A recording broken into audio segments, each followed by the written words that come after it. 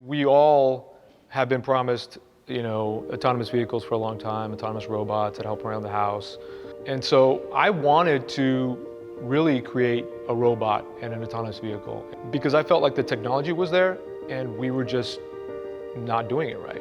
I was talking to him and he started to explain a very similar vision of how he saw the future of autonomous vehicles and how he saw specifically the knowledge that he'd accrued from his aerospace and defense background and applying it to implementing this system that we now call IDAR. There's nowhere else in the world that you're going to find advanced concepts, targeting systems, information surveillance, reconnaissance, remote sensing than aerospace and defense. Those concepts and ideas are transferable across many, many different things, especially robotics and especially perception. And so that had a huge influence in the way I thought about what we were doing. My first impression was, here's a really smart guy, he's got very relevant experience, particularly for military projects, and the ideas that they were using in those projects made perfect sense.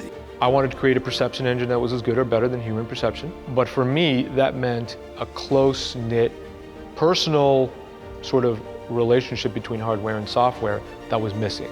And I thought that, if nobody else was going to do it, then I should do it. A major aerospace and defense company wanted me to go to Silicon Valley and look for really interesting technology. And I remember Louis, he had a piece of tape over the LiDAR and you just saw this little red dot squiggling around and he said, "Oh, we got some bugs." I said, "I don't care about the bugs, you got the right idea." I give Louis a lot of credit. His vision on building an active system that was smart and intelligent and modular so that innovation could happen at the hardware level without actually having to rebuild a whole new product, I think was right on. My background, my training, electrical and computer engineering, optics and photonics, quantum optics, computational quantum physics. The overwhelming result of that experimentation, years of study and analysis, was that the hardware had to be software definable. As an engineer, you always want the most efficient way of doing things, and this idea of putting laser shots only where you needed them instead of just spraying them everywhere just resonated with me as the correct way to solve the problem. The most important concept, and the one that will be, I believe, the most lasting, is the idea of decoupling the path that the light for the LiDAR sends on transmit and the path where it collects the light on receive. That's really a stroke of genius and really is what allows us to have this flexible performance. For the first time, LiDAR added to cameras and radar, I think are going to allow things that move or things that track things to move to really be better than humans. We started a number of programs at DARPA in what we call biomimicry. Biomimicry is now a pretty common term for developing engineering systems by understanding how biology operates. The human eye looks at certain regions, it gets cued off of certain motion shapes, and then the human brain will focus more attention on areas of interest. And that's precisely how we've emulated AI.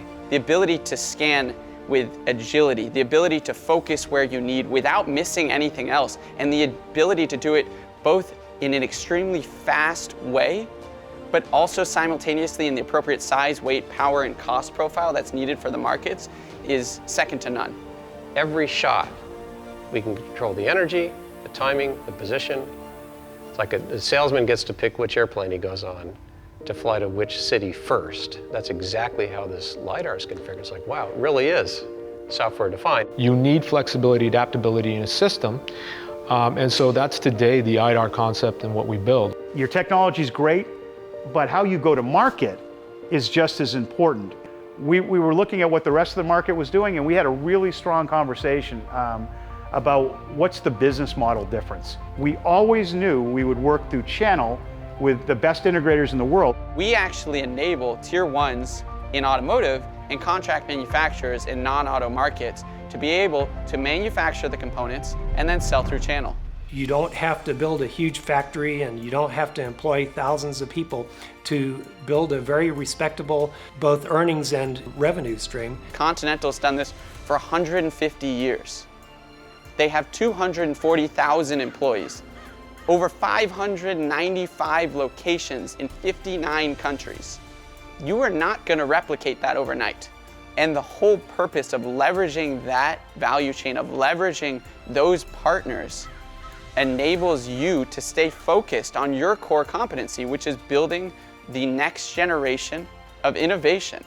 It will increase safety, it will increase productivity, it will increase efficiency, it will increase the way that people can design systems. It's going to be in basically every car that's built and still accomplish the mission of saving people's lives. Why do I think it's going to be the right solution? Because it doesn't ask you to create the solution today or standardize on anything today. It just says that we know that there is the right solution out there, and whatever it is, the sensor will figure it out, or you will figure it out with the sensor.